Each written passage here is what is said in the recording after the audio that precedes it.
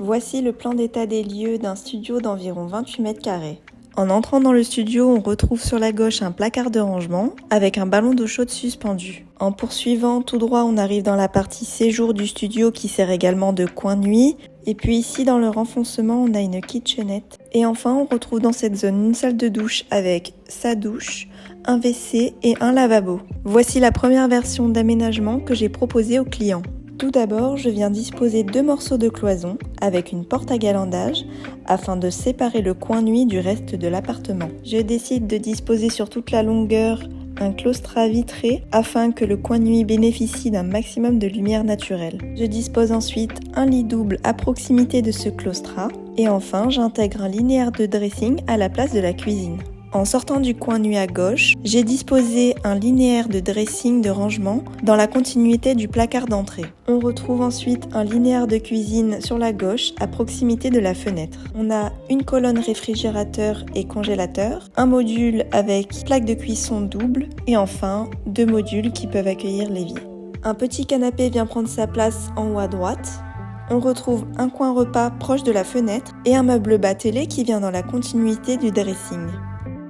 Passons maintenant dans la rénovation de la salle d'eau. Ici, l'idée c'est de raccourcir de 10 cm la largeur du WC et d'y intégrer un bâti-support, le but étant de donner plus de place à la douche. Et enfin, un grand meuble vasque et un lave-linge viennent tout naturellement prendre leur place. Passons maintenant à la deuxième version que j'ai proposée aux clients. Dans cette version, j'ai choisi de conserver la même disposition pour la salle de douche car elle est optimale. J'ai aussi choisi de garder l'emplacement initial de la cuisine, mais en disposant sur la partie droite une colonne réfrigérateur et congélateur, la partie gauche une plaque de cuisson double et un évier à proximité du réfrigérateur. J'ai disposé ensuite une grande table ronde pour y accueillir 4 convives et un salon confortable avec un tapis, un canapé-lit, 2 tables gigognes et un fauteuil. L'avantage de cette deuxième version est que l'espace est beaucoup plus aéré, on y circule beaucoup plus facilement que la première version. C'est donc cette version d'aménagement que mon client a choisie et je vous laisse découvrir les 3D correspondantes.